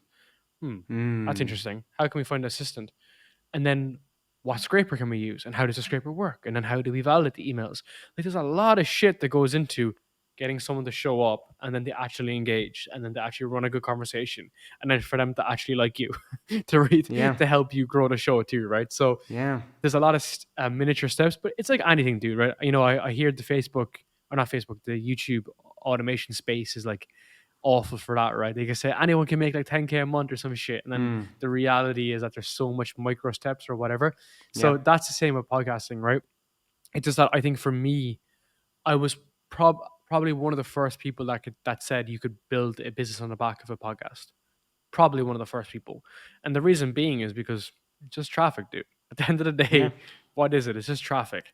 And if anything, there's a higher level of trust. So that was kind of my unique mechanism was that, you don't need to be a pro creator. You can just Yeah. basically have both. You can have cool content, you can record with cool people, and you can build a podcast and a business that's in alignment with what you want to Mm. do versus having to show Yep. up on fucking TikTok and be a talking head turkey for the next 5 years, right? So I think that Yeah. kind of unique mechanism was just new and novel because everyone's so used to like, oh, you can't make money from a podcast or whatever. So yeah, man, different ways to view it. Yeah. Interesting. I love that you shared it. A technical question on that. Do you send emails from a personal email or from a work email that has like that at something.com? Is there a difference in deliverability or professional approach, or it's not worth thinking about it? It's a good point. I signed up for my business email, for my company email. Okay. Um, I've actually had trouble recently with deliverability because we were doing Okay. outreach from that too. So we had to buy a shit ton of domains. It was such a waste of time. Anyway, but I think it just gives them a bit more character, right? Because they can go in and click around, maybe see your business, see how it kind of complements and whatnot. Because we Mm. have kickoff sessions in Voix, so Yep. and it helps with the authority frame too, right? Is that this guy isn't just a fucking bro creator. He's someone who actually builds cool stuff. And I've had that said to me too before, which was that like I was kind of in more of like a finite mindset. I was like, oh, these guys are bigger than me and they're bigger shows than me. And then it was a mentor, Tim Stoddard, said it to me. He was like, look, dude, you're an entrepreneur and these guys are bro creators. Like there's a big Mm. difference here, right? That you're building cool businesses and you're building businesses, which is much harder than just running a podcast, right? And living in your mom's basement. And then that has a stronger frame. So that's why we lead with like a business email address and so on and so forth. Now that's a small nuance. People don't give a shit, but Okay. just something that kind of adds an extra kind of vertical, right? Mm. Cool. Couple of two technical questions I'm really curious about. Um, let's have a from the response rate. Would you say most people got back to you on email or on LinkedIn? I'm sure it's different probably, so that's why you need to like send the outreach to all of the platforms. But let's say for bigger guests, let's say Luke Belmar, if you don't mind sharing, Mm. where did he respond? Was it email, Instagram? You knew him personally, or Team. A lot of times it's through teams, right? You know what I mean? So like that's like you need a way in for a lot of guests, right? And like people often mess me about like Justin Water and stuff too. It's like, dude, they have teams. They don't have. It's mm, not themselves that are just sitting there and just been like looking over their phone. They're open to going on podcasts. Well, I just speak at a high level of people in general. If you have a yeah, good platform, but it's usually a team that's channeling it off. Like we now mm, have a team for inbound requests, people coming to my show, because like when they complete the onboarding form or the application form, dude, some of these guys write fucking essays, and I open up Slack and I'm trying to read it, and I'm like, this is such a waste of time me reading this bio. And it's just a huge bio, right? So we have team members who look at these, review them, assess it, and then see is a good guess. So I think you mm, have to think through the lens of like how someone wants to consume. So if yeah, it's very high scale like that, it's a team, but the team also manages their LinkedIn and it also manages their Instagram, dude. mm, Like we manage Instagram accounts for huge companies, like huge companies, dude. They're just like, yeah, you manage it. I'm like, all right, okay, whatever. Don't get us banned. I'm yeah, like, all right, whatever. So there's always like a touch point like that, and then there might be some personal email that people respond to, but it just depends on the guest. I know that's a mm. fucking shady answer, but it No, really it's good. depends on who the guests are. And what I do find as well is like to make money online space, if they're small companies, like solo companies or, you know, coaching businesses, agencies, yeah, it's Instagram, it's personal email, it's Twitter. But the bigger you go, like a David Meltzer or something like that, these real guys that have like built billion-dollar companies, they have teams, for the most Mm, part. But one thing I'd say on that, if you don't mind, is that a team is a double-edged sword because a team is they're also a gatekeeper at the same time, right? And this is kind of my own anecdotal experience, but I found that I think I have a hypothesis that a lot of guys will drag you through their funnel just to say no, but they won't say no because of the brand. So this is a hypothesis I have, but we have a lot of mm. people, like a lot of huge guests that are like, yeah, yeah, yeah, like we're figuring out schedules for October, for November, and then it comes to like September, and you're like, okay, we good to go in October. They're like, give us a month, give us a month, and it just keeps on snowballing. And I honestly think that it's Mm-hmm. some like AI tool half the time, genuinely, genuinely, because like I've been told so many times to be like, yeah, yeah, New York, like fucking this day completely. I'm like, okay, cool, awesome. And 2 weeks later, like it's not booked in, but it's like we're thinking about it. And then 2 weeks later, I'm like, okay, we're good to go. No, no, no, we need to push it to summer, and then it's just this perpetual loop, Yep. So yeah, if you can get like an introduction or whatever. But I think what's cool is that I remember hearing where the fuck's my water? I remember hearing about a year ago, Mike Thurston asked Chris Williamson, how does he get some guests on his show, like the huge guests? And he said they're fans of the show. They usually listen. And I think that was interesting because now kind of what's happening indirectly is that a lot of guests that I have on listen to the show and they're like commenting on YouTube and Mm. they're like, "This is really good." And I'm like, "Ooh, that's funny," because like when you're small, you're doing them a favor. Now I'm still doing them a favor, but it's nice to see that they're actually like listening to the show too and they're getting value from it. And these guys could be huge, right? So Yeah. that's an interesting shift of paradigm, right? 100%. 100%. It's um, on this. I have this question, which is I don't think if you have thought about this or not. Probably yes. Which is how do you know when to ask? Because here's the thing. I'm sure, like, if you can, like, I can reach out right now to Elon Musk, right? And say I want to do a podcast or stuff, but probably he will say no. Like, is it good to, if you found a guest that you actually want to speak to, say maybe I'm not big enough at the moment, just like objectively, and like build it up, and then at some point where you think it is more likely they will say yes, reach out, or you still reach out right now and say if it happens, happens, if yes, no, and then when you get bigger, you can follow up, or is it just I'm overthinking this? It's what's natural, right? It's case by case. But like, let's give an example. Let's walk through and give an example. Um, Give me a name. Give me a name in the industry or something. Let's kind of. Andrew Tate. Well, see, that would be different, right? Because like someone like Tate would do it from much more of like he'd pick random platforms. You're kind of thinking. I think the way you're describing it to me is like someone who's a bit ahead of you. Okay. Are you trying to, maybe so? Is that what you're thinking of? Someone who's kind of like your Yeah, demographic in both. your I niche, think both. I think both. That can be the case, and like bigger. Yeah. Well, I think someone like Tate or someone who's like super fame level, like yeah, dude, shoot your shot, just fucking run for it. Mm. Like you know what I mean, just go for it. Just send the message because Mm. worst case scenario, they don't get back to you, and you're in the exact same position you're already in, and you just follow Yeah. back up 6 months later. I think the beauty of this, like within the infinite game, is that often if it's like LinkedIn or Instagram, guys can see that you messaged them a year or two ago. I'll give an example. I interviewed a guy recently. I interviewed a guy in the very beginning and he was just starting as well, same as me, and he blew up. He blew the fuck up. And I messaged him about a year later when I was still very small, but he was very big. And I was like, "Hey, dude, you want to come back on?" And he didn't respond. And then about a week ago, I sent him a message being like, "Hey, dude, like happy to meet you in like the US, whatever." And he got back straight away. And he was like, "Dude, I saw you blew up." And I thought it Mm. was interesting, right? Because 2 years ago, like he could Yeah. have just been busy or whatever, right? He could have just been busy. And then I was like, yeah, like, it's all G, whatever. But I just thought it was an interesting Mm. frame. And the flip side as well happens when you message someone and they don't get back. But then at that point, oh shit, sorry, my Wi Fi just dropped. Sorry, you can hear me? Yep. Sorry, just to make sure. Yep. Yes. All good. So at the same time, is that if you message someone who's, I'd say, a couple of rungs ahead on the ladder of you, let's give an example. Do you know?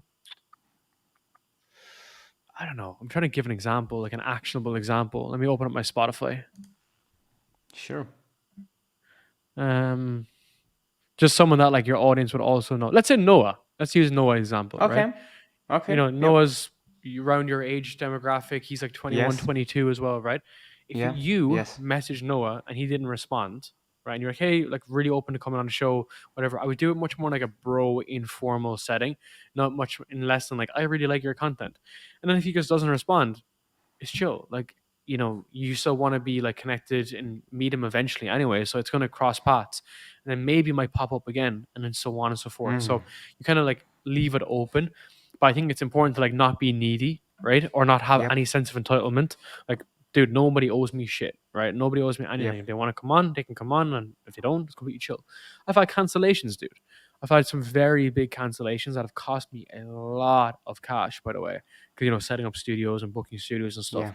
And yes, I was annoyed, I must say, in the short term, but at the same time, no one owes you shit, right?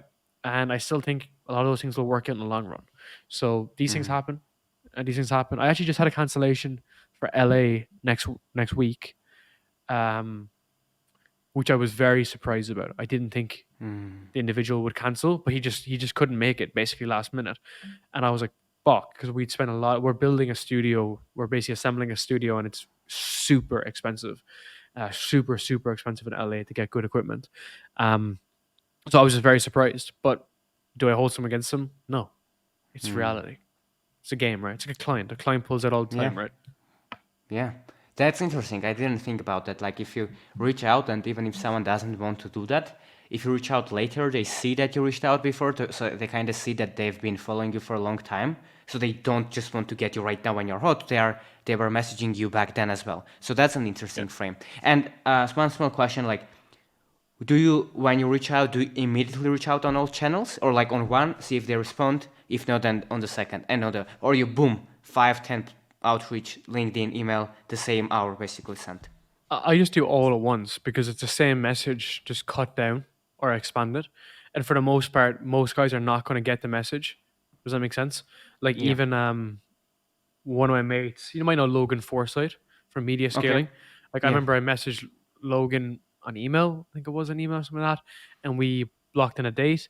But then I remember like only like a week ago, he accepted my connection request on LinkedIn. Like Mm. a week ago, and I was like, hey, and it was just funny, right? Because I'd sent that 6 months ago, and then 6 months later he accepted it. Yeah. So you don't know how things are going to fall down. So this is where you kind of remove the emotion from it, and it's just like a Yeah. process, right? You want to Mm. get the guests on, you need to follow the process. For the most part, you need to shut up and just do it, and then Yeah. different things will ding and go, right?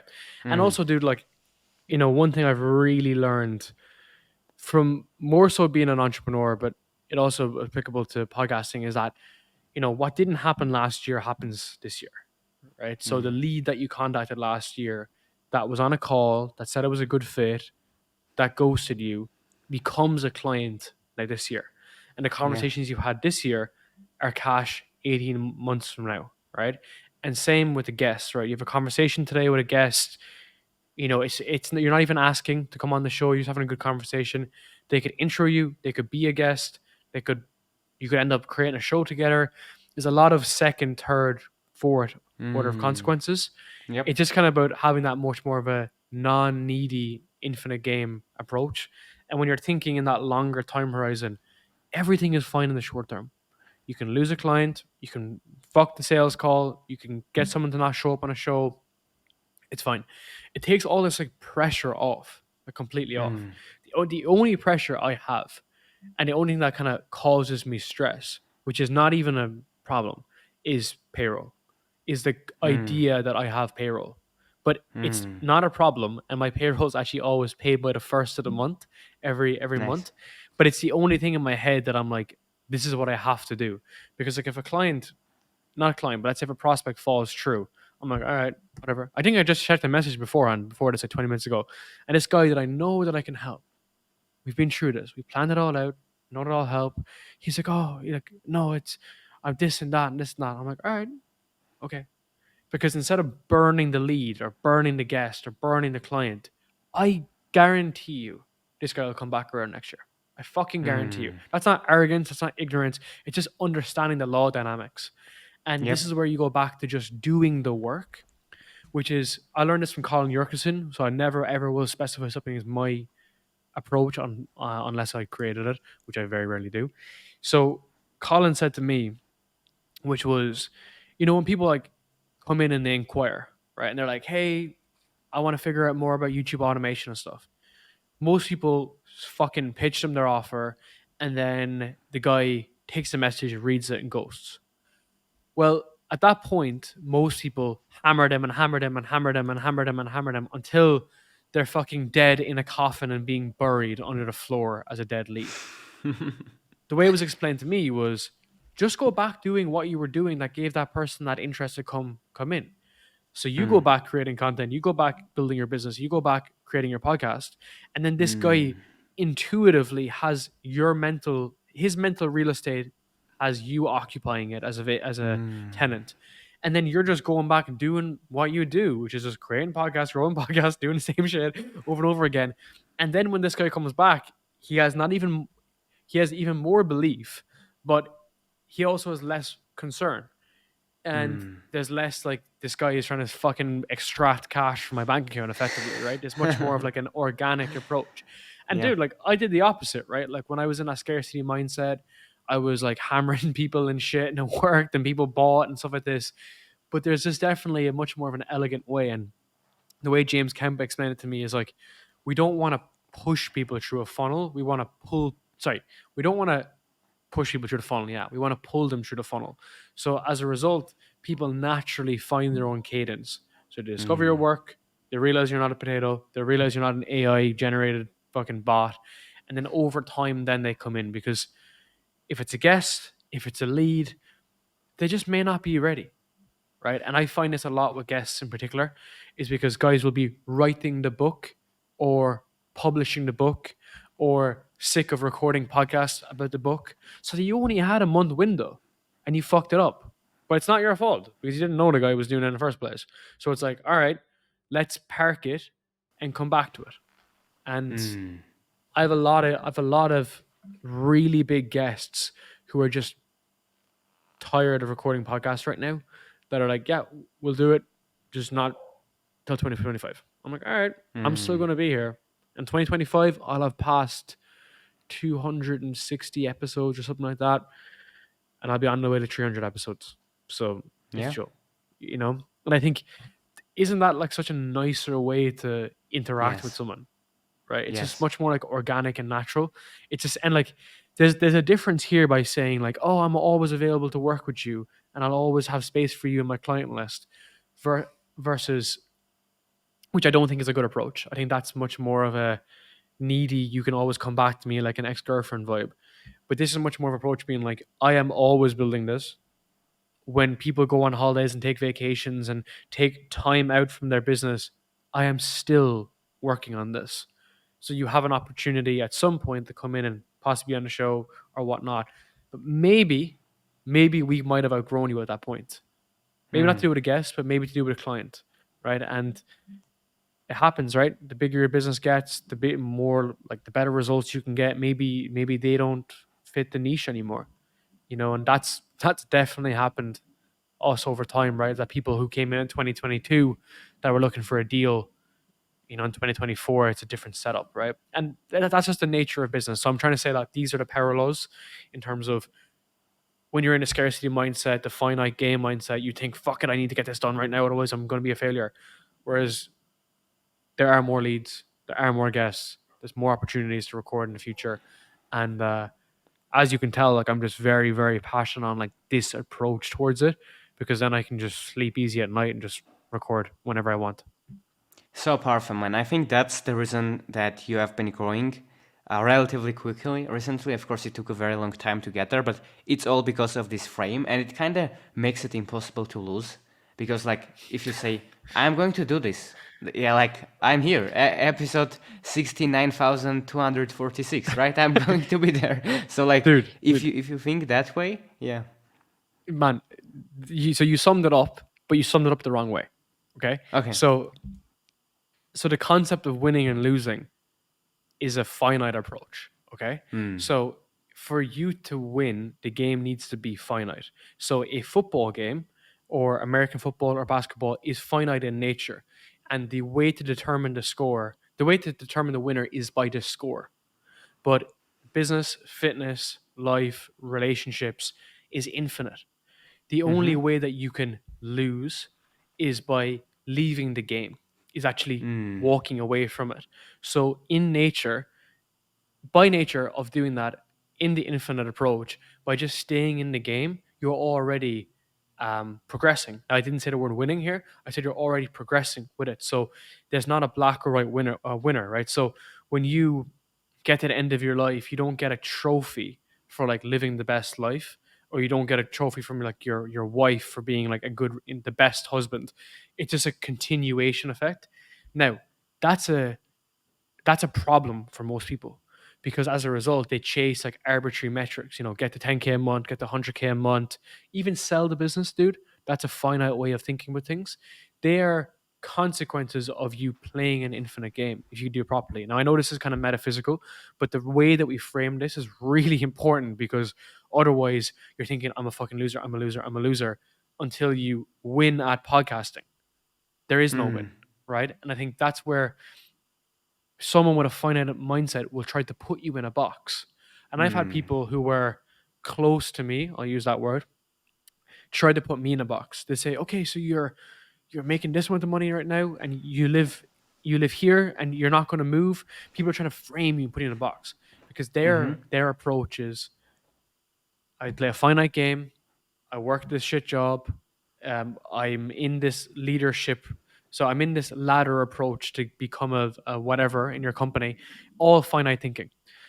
The revenue metrics, finite thinking, all this kind of approach. Now, revenue metrics still matter, but if you looked at it from a perspective, let's say like impact, um, general experience of clients, customers, members, all the revenue will stick in effect. You're still measuring impact and so on, and measuring revenue, but it's just a way to frame it basically, and then that allows you then to have a few good episodes and a few better episodes and a few great episodes and a few remote episodes, and takes the pressure off, dude. Because I think Mm. that's what everyone is trying to put parameters on shit, and especially in the online world. And why? Because Yeah. a lot of guys are young, dude. A lot of guys do not understand that like there is no winning. It's just Mm. always playing, right? And there is no winning. Even if you sell your business or whatever, you didn't win at business. you're just Mm. you're just gonna have to go again, You or sold your maybe you business. yeah, you sold your Yeah. business, which may look like a finite way to look at it, but Mm. the goal was to keep on playing though. That's the whole thing, Mm. right? That's interesting. I think what you just shared is like there's a spectrum of people saying like I just care about the result. That's all I care about. And this spectrum is like it's all about the process. It's all about the infinite game. And I kind of Mm. moved with time from here to now saying, Hormozy talks about this too, right? He says like even saying I'm doing this for the infinite play and therefore I will also win is wrong. But I'm kind of, to be quite honest with you, that's probably where I'm at right now. So like I moved Mm-hmm. from here to here that the infinite game is the goal, but also you win. So like I'm uncomfortable with that thing Yep. which I'm working on. But I agree with you that it's such a nice frame to come as close as possible to your thing, which is just the game. It's just you don't win at Mm. business, you don't win at health, you don't win at relationships. The point is to keep Mm. playing, right? The point Mm-hmm. is to keep podcasting. The point is to keep making videos and serve your customers, whatever someone is speaking. And I think if someone is watching this, like what they can take away from your philosophy, in my opinion, and you can speak about this, but it's pick something that you would never want to stop doing, right? Yeah, And that's 100%. that's the goal, and just keep doing that. So for you, it's podcasting. So you podcast, right? It's not that Mm-hmm. it's your entire thing, it's your identity, no, but it's what you do, right? Mm-hmm. And if you focus on that, that's a good way to approach it And for it's the also infinite game. something that's in alignment for the long run, right? So I'm like, so my problem is that I get really obsessed with shit, so I got to be very careful what I bring into my sphere, right? And before I got Yeah. recently really sick, but before that I was running a lot, and now since that I've been kind of behind on stuff since I got sick. But I like running, and I'm a pretty good runner. And if I want to go really balls deep in running, I know I have to add that into my kind of longevity play. Now I still want to Mm. do long distance running and so on and so forth, but I know I have to be very careful what I bring into my sphere because something has to like exit as a result, right? So the way I can think about it is that like fitness for me, especially bodybuilding, gave me this really strong frame because unless you're a competitor bodybuilder, like you don't fucking win, right? It's just a constant cycle. So you cut, you cut, you bulk, and so on and so forth.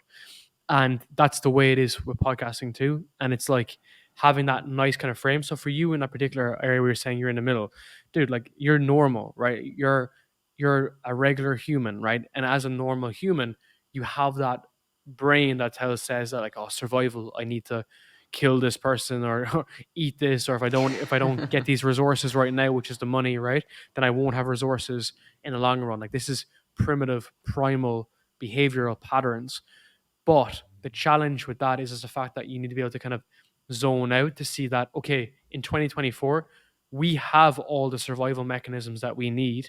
We can Mm. downsize our house if we ever needed to or whatnot. So it's almost about how do we get to those revenue milestones, which are super important, dude, which is what I'm trying to focus on, right? I'm trying to get to like 1 million a month business, right? If I want to still get there, but I want to get there through a path whereby I don't view myself as a loser until I get there, right? And it's like Mm. continuously looking through that lens and that frame. And I think it's Mm. an energy, dude, honestly, right? Like as in like there's going to be problems and it's going to be challenges. And when shit hits the fan, you really see people who have that finite mindset is that they really Mm. throw their hands up in the air. And I'll give you a hilarious example. So on the back of podcasts, we build businesses too. And sometimes we do like rev share, sometimes we do build and release and whatnot. And we often do countdowns for launches. And countdowns work a fucking treat because people never really buy in the short term. They buy when there's like a minute or two to go. Statistically. So we have this like 15-day launch process where 15 days out, we'll say that the program is live in 15 days and so on and so forth. We'll give early access. We almost never sell anything on day 15. Nearly never. Mm. And I always, from people who have a finite mindset, will wake up with a fucking message that says, "We sold nothing, the business is going down, everything's a failure," and so on and so forth. I'm like, dude, wait the 15 days. And in the last 72 hours, all the 80% of sales will come in the last 72 hours, right? Yeah. 80/20. And then we get to that point, and most people have shit their pants and lost their mind. But the people that do stick around, including me, because I use a lot of this for our own marketing, dude, we sell everything in the last 24 hours. We're currently changing our prices tomorrow. And I didn't even do any. I did a small bit of marketing, but I kind of forgot, to be honest, that we're doing it. Not gonna lie. So I just sent an email like today, and I was like, "We're actually Yeah. changing everything in 24 hours," and more people will take action in 24 hours. Um, Not just because of scarcity and so on and so forth and urgency, but just because that's the way the game is set up, right? That's the way the game is kind of played. So you can kind of see people's values and interests and characteristics when I think through that lens. So as a entrepreneur and as a founder, it's really important you embed that in the society of your culture in your company.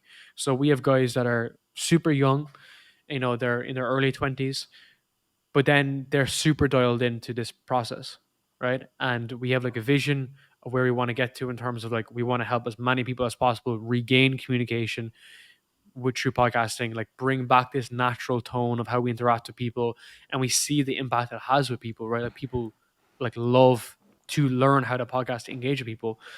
And as a result, like that's what the company is geared around. Like, yeah, we make sales and we bring more people in, but like at the end of the day, like that's what we're trying to bring ourselves back to. And Mm. some people don't like that. Some people want to have a culture that's around fucking, having a leaderboard and churning and burning the leads and whatnot. But that's just not in my nature. It's just Mm. not what I kind of do. I want to cultivate like a culture internally of people that are playing this game and of our clients. And my mate Tom Spark, who has come to work at my company since we became, so basically I met him, we recorded a podcast, we got on so well. I launched his podcast as a friend, we grew it, and then I was like, fuck it, you want to come work for me? And he was like, dude, 100%. And he said to me, your customers are a reflection of you. And I was like, Mm. the penny like dropped because everyone knows your business is a reflection of you, Yeah. and but your customers are a reflection of you. I was like, that is very, I've never really heard that before. And it was Mm. true. A lot of our clients were 40, 50, 60 years old, guys that they knew the game of business. They had Yeah. generated millions and millions of dollars, and they had probably seen something similar in me in terms of like, let's say, like desire for a long-term view. A Yeah. lot of these guys, when they sign on, they're not about like, oh, can we do discounts? A lot of these guys are like, Mm. all right, this is it. I don't want to change vendor. Fuck that. Just don't blow things up and make progress every week. That's kind of it, right? Powerful stuff, man. I love your long-term mindset. That's why one of the biggest reasons that even I was interested in speaking with you is because I enjoyed your podcast, but also because of the value, right, of thinking long-term. Because people think too short-term, and if you show these values, by the way, with your content, I absolutely agree that you attract the right people, right? The reason that you're talking about this, I'm sure there will be some people watching this and they will want to become a client or check out what you do or whatever, and it's because of values, right? And because what's shared. Mm. And talking about this, I'm really curious. Um, who are your favorite guests so far on your podcast? Would you name a couple that if you right now think you will remember? This one person or these three people, I don't know, that you enjoyed the most. It's mainly impact, right? So Ned Phillips is like a mentor of mine. He's basically like a father to me. I met him in Singapore. He was on my show a couple of times. We've become very, very close. Like he's one of I think he's like the only person coming to my wedding. Effectively, he's Mm, become that close, right? So yeah, he's basically like a father to me, and like he's given so much yeah. guidance, and he's helped me. Dude, he was one of the first people that when I told him what we were doing with Voix, he was the first person that actually believed what we were doing. Genuinely, Mm, he was the first person to be like, "Yeah, go do it." Like he was CEO of a huge company and founder of a yeah, massive company, and I told him what we were doing. We were getting client acquisition. We were going to build out a bunch of clients and we are going to service them this way. And he was like, dude, go for it. I think I remember sitting yeah. in a coffee shop in Singapore and I was like, I think we can get to 40K a month. And me thinking like that was like the end be all and end all. And he was like, yeah, dude, you can probably do triple or four times that. And I was like, maybe I can. Genuinely, it was the first conversation I ever had with someone. He was like, very simple. You just acquire the clients this way, you service them this way, and that impact was huge. And we've become like tight as a rock as a result. And we're going to be building a lot of things together soon. So Tim Stoddard was a huge influence on me too. We've become very close as a result. Tim was in recovery for drug rehab, came off methadone, alcohol, and everything. I had met him when I just came off alcohol. Now, I never had a problem with Mm, alcohol, but I just fucking yeah, hate like Irish society around drinking alcohol. I just think it's so degenerate. So I came off alcohol and I told, like, he was one of the first people I talked to. And then we just got a really good relationship and good chemistry. We've become very close since. So he's been hugely impactful. Um, there's been a lot of guys. And then in terms of so they've it's interesting. They've had impact from like a personal perspective. I'm putting up my YouTube if you don't mind, because I just want yeah, to have a quick look through of like how some other people. Because again, it's not always people that have the highest amount of views and stuff, right? yeah. So That's people why I like Jack asked because Hopkins, I know that's not the yeah, case. Yeah, yeah. people like Jack though. Jack has had a very big impact on myself.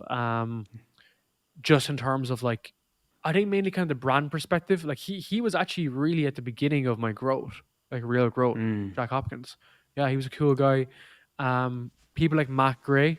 So Matt Gray was yep. very influential in me from a perspective of like he. I've said this to a couple people. He reminds me very much of like Steve Jobs. I don't know Mm, why. He just has that like tenacious, creative design, customer orientated approach that I've like never seen anyone in the world do. yeah. And I met him in Dubai and we went for coffee together. We just walked to get a coffee.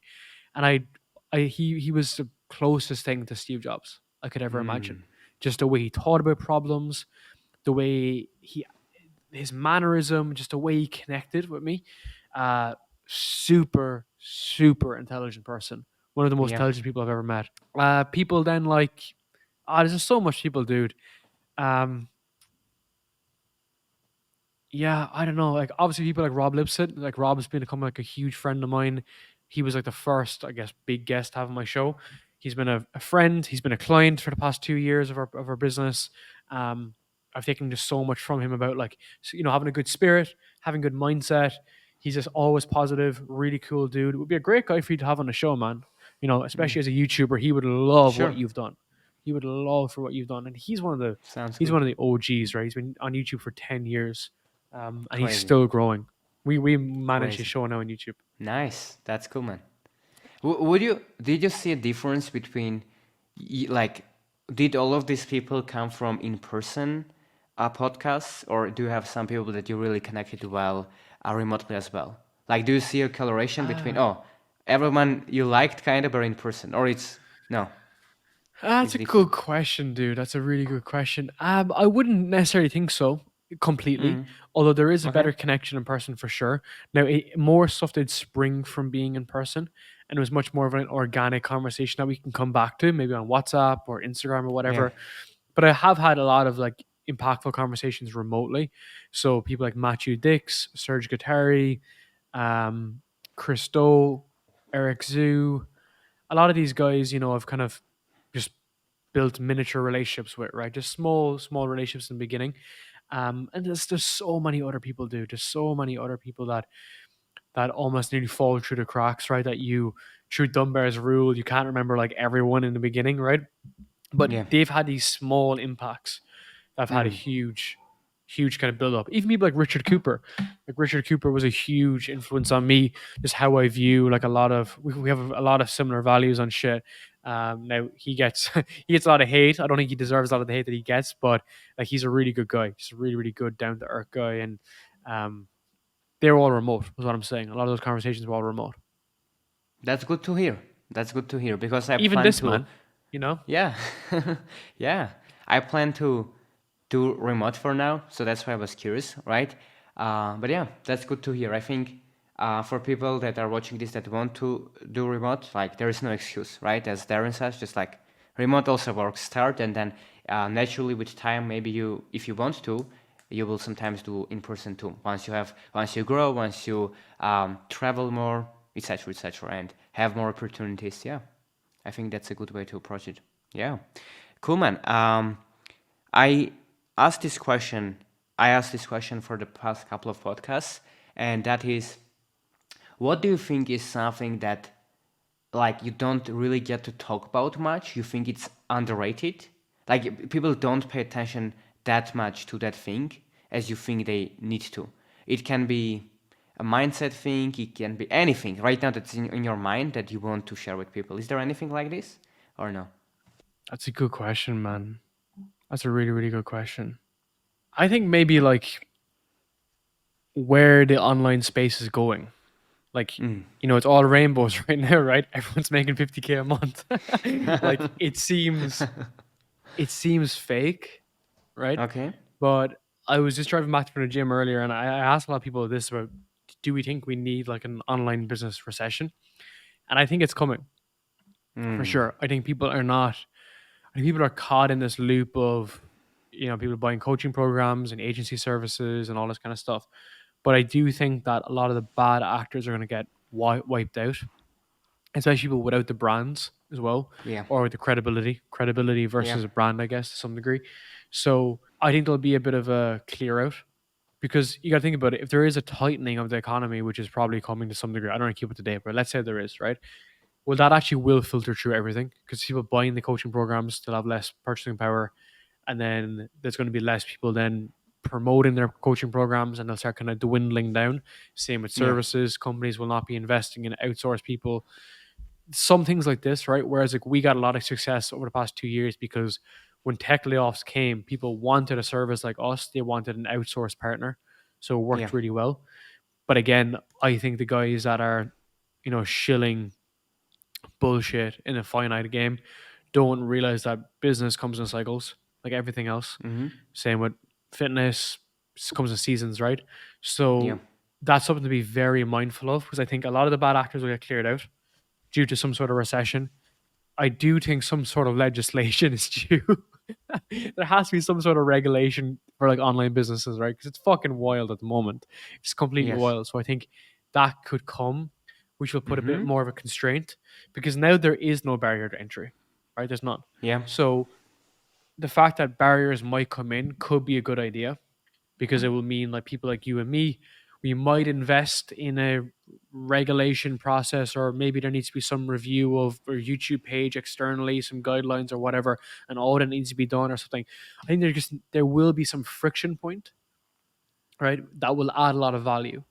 So I'll give you Mm. an example, like, a friction of starting a business is the fact you have to do all your returns every year. So people are like, I don't want to hire a bookkeeper and whatever. So that friction keeps people out of the business world. Whereas in the online Yeah. space, people are like, oh fuck it, I'll figure it out when the IRS comes and fucking the season comes up in June or Yeah. whatever it is, right? So that friction point could be interesting if there was like a payment or a regulation in YouTube or the online space. There's something that give people a bit of approach because like I know myself as we had to solve that issue in like let's say the finance world where we need to get bookkeepers and accountants and everything. In your head you're like, my god, would I be better off being a CEO of a company somewhere else and someone else doing it, right?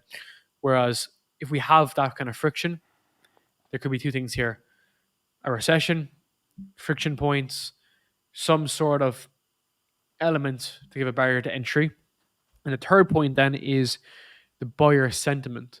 So I think speaking with a lot of guys who've been in the industry for a long time, it looks like people are becoming more aware of automated campaigns, cold outreach, even ads, lead Yep. magnets, all this kind of shit. So like the average person that walks down the street knows what a lead magnet is, whereas before you thought it was like some 7 step framework to get to financial freedom, and then you're put into a Yeah. 30 fucking day drip. So people are getting smarter online, which means they're not buying, or they're buying in much more with discernment. That could be another resistance.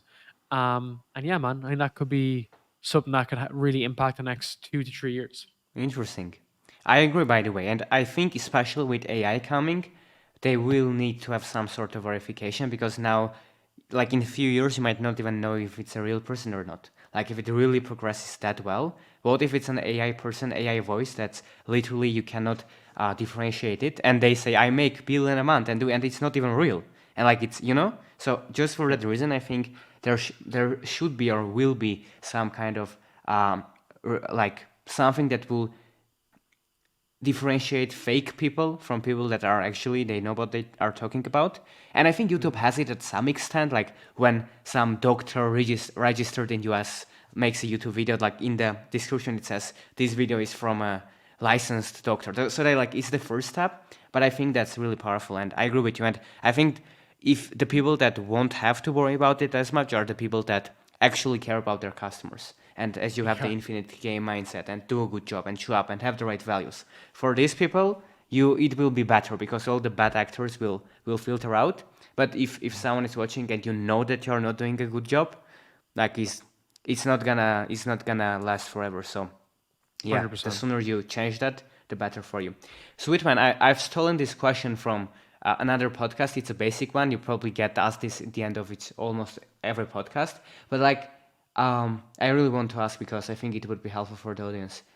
If you were to disappear, right, with all the podcasts, with hundreds of episodes, with conversations, with your everything, all your knowledge, all your clients, all your everything disappears. And the only thing that can remain is three things that you want to share with people that want to live happier, wealthier, more fulfilled lives. What these three things would be? You can talk about long-term thinking, second order consequences, whatever is important. What would be these three things that would you uh, share to the world? So one is have like self sovereignty, so to have actual control over like your life and your destiny, right? So the first thing is 100% have control over like your financials, where you live, who can control you, what visas you have, where you're going. That's the stuff you need to really nail down, which is self sovereignty, having real control over what's happening. Most people in the West don't even know they don't have control, dude, right? Mm, That's the biggest problem that we've got to right now. The other aspect then that I think would be really valuable for people is have a bit of clarity, discernment, understanding of like what is true and what's not true, right? Let's say in the online world, like is it smokes and mirrors? Is it real? Is it authentic? And even what you're being told in your local area, the university you're going to, the college you're going to, the places you go to, is it true? Because the the only goal should be to search for truth at the end of the day, right? Like what is actually true, what works, what's effective. And a lot of things are not true, right? A lot of things that I grew up with that I was told should be this way or that way ended up not being true. A lot of that stuff was not true. Even yeah. things like alcohol, right? Like I was told when I was younger that alcohol is okay. It's cool. It's good for you. Mm, It's fine, right? Wine is good for you, right? And then you lead to an mm, entire society of drunken belligerence and violence. It's weird, right? So understanding the truth, like they're being a truth seeker and getting to that point is my second point, 100%. So that self sovereignty, looking at the truth. And then I think basically something that's not maybe towards the infinite games. I know you guys, we've kind of gone through that in detail, but more having like a well-rounded approach to everything you're doing, right? Is the fact mm, that you don't want to be the wealthy guy who's fat and bald. You don't want to be mm. the broke guy who's like, plays with fucking leaves and is like a nature dude, right? And then you don't want to have like wealth and health and look shredded and then be like Mm, divorced, right? It's just like a mm, not a good approach. And you know, I'm gonna be married soon, and as a result of that, like I want to have like a strong relationship, and I want to basically fix all the things that I've seen go wrong in relationships over the past fucking 28 years of being alive. So how do I do that? Like, how do I show up in that vertical? I think we've kind of sorted the money side of things, which is good, but that was a decade long journey to figure out. And then on the health side, I've always prioritized health, right? Because for me, I operate at my best when I'm training 5, 6 days a week. I'm walking frequently. I'm the least stressed that I am when I get really stressed and really anxious. So that helps on that kind of playing field. So again, it's part of like a Venn diagram. So the way that you show up in that health, wealth, and relationships is how you get the most out of your business, how you get the most out of your life, and how you live a better life, right? My business has grown so much more when I have stronger relationships with my partner, my friends, even my team. When we're have that much more of a inclusive approach, we just get on better. And likewise with my health, I've noticed that whenever I get slightly a little bit fucked up with my health, maybe I have a wrong meal here or there, it impacts my sleep, my concentration, and so on and so forth. And on the wealth side, the faster you can get that sorted, the better, because then you're not Mm. operating on a scarcity, right? Like the faster you can say, I don't need this cash, right? And dude, that can be someone making 3K online who's living in fucking somewhere quiet in Italy, in the back end of Italy, right? Like a small area in the south. Like that could be enough for you, right? So everyone's lever is different. For me, dude, it's very low. I just run a very Mm. lean lifestyle, right? I don't really do it for the cash, dude. Like obviously that's so cliche to say, but because I've kind of taken care of that side of things, I don't do it for the cash to some Mm. degree. To some Yep. degree. That's bullshit to say it's 100% because it's not. But Right. I kind of have everything that I need. So everything else that is more like a plus, effectively. So 3 points are self sovereignty, understanding the truth, and then having a stronger tie to health, wealth, and relationships.